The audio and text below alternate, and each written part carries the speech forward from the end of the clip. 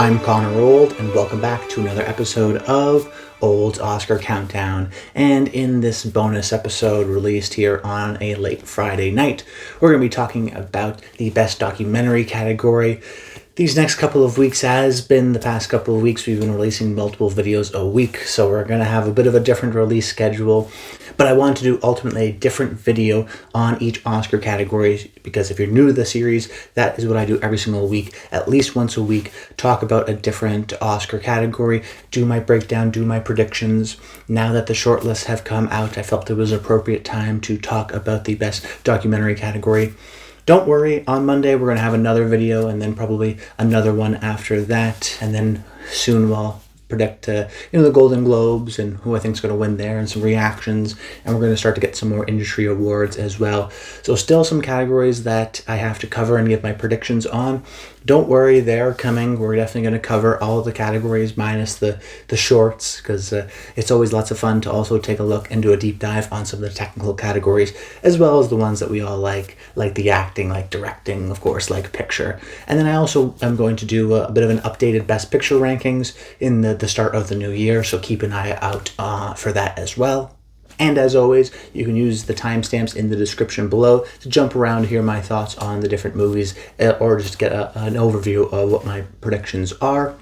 But without further ado, let's jump into things, starting off with my first prediction, which is going to go to Sugarcane. This is a everything makes sense on paper kind of an Oscar pick about the Native American residential schools in Canada in the 60s, and kind of went up into the 60s, and it's a really kind of dark period of Canadian history, political topic in recent years. The Academy is always interested in what's the most politically relevant thing of the time. This is definitely one in particular in Canada, so it kind of fits that bill. It's a kind of politically charged and socially interested movie, which this documentary branch really does appreciate. Importantly, also, it's being distributed by National Geographic, and they've done well in recent years. In 2018 with Free Solo, and ever since they're getting a couple nominations every other year. And I bring it up because having a big distributor really helps with this branch. Oftentimes, movies we see appear are great documentaries, but they're great documentaries distributed by Netflix or HBO or CNN or even something like Neon. And that's just because there are so many documentaries made every single year. The ones that get seen in many ways are the ones that get nominated. Yes, you have to be kind of critically well-liked, and there's plenty of awards groups, but there's just so many documentaries out there that it's a great kind of a checks and balances, just to go, okay, well, we know it's being distributed by National Geographic. It can be shown on Disney+. We know a lot of Academy members have that service. So particularly within the documentary branch, sometimes what matters is just having your movie seen and being campaigned for. And Sugarcane has that as well. So kind of politically motivated, while also being a movie with a big distributor behind it, in the case of National Geographic. And then when you look at a lot of the kind of precursors that we like to look at for the documentary branch, it's not as direct as something like, the SAG Awards for the acting categories. You have to look at a bunch of different areas. There's kind of the Savannah Festival kind of docs to watch. There's the Cinema Eye Honors. There's the International Documentary Association Best Feature. There's PGA. There's Critics' Choice. There's National Board of Review. You kind of have to take a look at everything. And Sugarcane, amongst all of those award shows, even something like Indie Spirits, it is the most nominated. It pretty much gets in everywhere. It is the kind of consensus, well-established, well-respected documentary of the year. So I think that it will definitely get nominated here, because it's got kind of everything that the Academy traditionally likes to reward, and more broader support from multiple different groups. Seems to be kind of the runaway favorite in my mind, even to win the Oscar. Then my second pick, I went with No Other Land. This is a movie that's a little bit more of a critic's pick than it is a mainstream pick. We see it with the types of nominations that it's been getting, less so NBR and PGA nominations, and more so Indie Spirits, IDA Best Feature, stuff like that. And critically actually appeared at both the IDA Best Feature and Indie Spirit Awards. And the movies that get in for both of those groups oftentimes get nominated for the Oscars. There's a really great hit rate if you get both of those, the IDA Best Feature nomination and an Indie Spirit nomination. So I think that definitely helps in terms of the precursors, what we've seen so far. A lot of support for a movie like No Other Land. If you don't know, the movie is directed by, it's essentially a group of 4 people, Palestinian activists and Israeli journalists, and they kind of document this takeover of an area in the West Bank by the Israeli government and the people that are kind of being pushed out of their homes to do so. Really topical movie. We've seen movies just last year with 20 Days in Mariupol, kind of whatever the most relevant social political topic of the moment is. If there's a documentary about that, that can be very well appreciated by the Academy, particularly these kinds of boots on the ground as it's happening type stories. And I think the kind of conflict in Israel and Palestine being the preeminent geopolitical kind of topic of conversation this year. So I think it will really resonate with a lot of voters because it feels urgent, it feels kind of political and relevant. And this documentary branch really does kind of appreciate that. Almost more so, documentary as journalism is more appreciated than just like, interviewing celebrities in a room. That's a little bit more of their taste. So the fact that No Other Land, because it's even a little bit more of a critic's pick, which is frankly more of the documentary branch, what they more like. It got in critically at the International Documentary Association's Best Feature category, as well as Indie Spirits. That's really big. And it's a politically topical movie. I think No Other Land can definitely get nominated. Then my third pick, I'm going to go with Box Diaries. This is a movie that actually isn't doing too well in terms of rankings on Gold Derby, just taking a look at that. I think it's a bit of a dark horse. I think if you look at some of the precursors like I have, of the multiple different groups, you will see it's picked up a good number of nominations, in particular something like Cinema Eye or National Board of Review, or I think it was International Documentary Association Best Feature as well, the IDAs. So it's more of a commercial pick. It didn't really get in at Indie Spirits or Gotham, kind of the more critics groups. So there may be a bit of a concern that it doesn't line up with the Academy's taste. That being said, it did get in pretty much everywhere else. And I don't think it is not unlike an Academy's taste, because it's still about a relevant topic. In this case, the filmmaker is documenting her own sexual assault investigation, which turned into kind of a national media case in Japan. So there's a kind of a deep personal connection to it. I think all the movies, I've seen the movie, it's also kind of engaging and more of a traditional documentary in that it's a mystery, it's a legal case, it's closer almost to a true crime in that kind of fascination of the case and what will happen next. Very well done. It's also being distributed by MTV Films, which has been doing well in recent years because the head of HBO documentary, who was there forever, Sheila Nevins, who's been nominated for like 1 million Emmys, she headed MTV a few years ago, and ever since she's headed MTV, we've seen movies like Ascension and The Eternal Memory get nominated in the Best Documentary category, which gives us that understanding and that assurance that, okay, this is going to be well seen, this is going to be distributed well, this is kind of one of their big documentaries of the year. So it's got some good precursors, maybe a little bit too commercial for the documentary branch's taste, but it's not super commercial. It still deals with kind of topical issues of sexual assault and how to prove that in a criminal sense, and kind of the difficulties around that. And sexual assault, kind of the Me Too movement really started in many ways in Hollywood. So I think the Academy will have a deep connection to that kind of trend in revealing some of the crimes of the past, and in particular the workforce, this case being in Japan.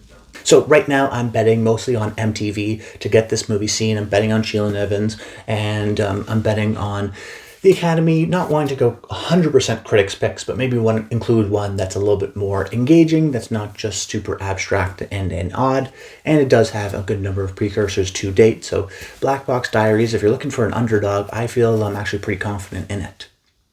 Then my fourth pick, I went with Soundtrack to a Coup d'etat, which is a movie that I wanted to include here, even though it goes against a bit of my instincts. It's kind of me trusting the numbers rather than what I think should get nominated or kind of appeals to me personally.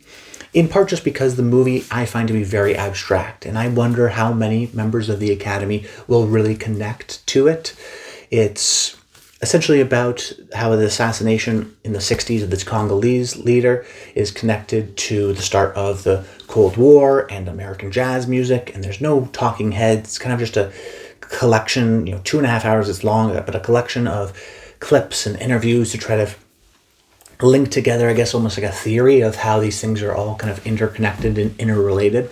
It's really a fascinating documentary, and it's not that I just disliked it. It's more so a documentary that you go, oh, it's pretty avant-garde, it's pretty artsy. Is it, that's non-traditional? So I ultimately am predicting it here because I think it's a little bit more of a critic's pick. This documentary branch doesn't like to go with the traditional talking head celebrity movies, but they also don't like movies like Moon Age Daydream, which is kind of like this in a certain way, that collection of interviews and clips to try to tell an overall story and an essence. But I think there's going to be an appreciation of the form of documentary instead of just filming talking heads and getting some good quotes. It's more so like taking existing footage and weaving it all together. Some really great editing in this movie as well. Importantly, also, it's the only other movie aside from No Other Land that got nominated at the Indie Spirit Awards and got nominated for the IDA Best Feature. And like I mentioned earlier, if you get both nominations at both those awards groups, you have a very high likelihood of getting nominated at the Oscars. So that's me kind of trusting the numbers. It's also gone in some other precursor awards too. So I'm concerned that maybe it'll be too avant-garde for the Academy. But if any branch of the Academy were to nominate something that's a little bit more out there, it's the documentary branch, which is interested in not traditional documentaries or popular documentaries. So Soundtrack to a Coup d'etat, I'm kind of trusting the numbers and going, okay, let's reserve a slot for it, even though I think it may be too avant-garde for some Academy members. And then my final spot, I went with Dahomey, which is the latest film from Mati Diop, documentary film.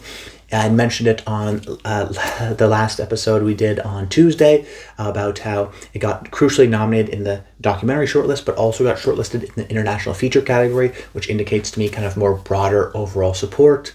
Also more of a critics type of a movie rather than getting in at some of the more industry awards like PGA. It gets in instead for something like Gotham's. It does have a bit of a geopolitical type of message as well. Well, not as strong as something like, the Palestinian conflict for a movie like No Other Land. It is about kind of art and connection with different cultures and the history and kind of where that responsibility should be placed and in particular with museums. So it's a bit of a elitist, you could say, highfalutin art world kind of an issue. But I think that will appeal and is a topic of conversation amongst people within the arts who are kind of part of, the elite of their industry in the case of the Academy. It is a more highfalutin, high-income type of a group that may be more interested in this topic, for example. So I think that it's a little bit more intellectual, it's a little bit more academic of a subject, but I think that will appeal to the documentary branch. And the fact that it got in at the international shortlist as well as the documentary shortlist, I think, gives it more general appeal. And it's being distributed by Mubi, who traditionally, hasn't done well with the Academy, but it still has some support behind it in terms of money to ultimately kind of push it and get the movie seen rather than some smaller documentaries and some smaller companies. So I'm betting right now just on kind of critics groups and the fact that I think it has broader support with that international feature shortlist particularly. And now talking about some possible contenders, the first one being Will and Harper, which is a movie that they don't traditionally like to reward. I have included it as a possible contender because it has done quite well in some critics groups, but one of the best performing movies in terms of some of the critics groups and some of the precursors was a movie like Superman, the Christopher Reeve story, which actually didn't even make the shortlist. And that was, something that I would expect not to make the shortlist just because they don't like those celebrity type of movies. Will and Harper, I think, kind of fits into that group where it still is, about a celebrity in the case of Will Ferrell. But it's still maybe a little bit more socially relevant, talking about, trans issues and how to have these kind of difficult conversations. It's also very sweet.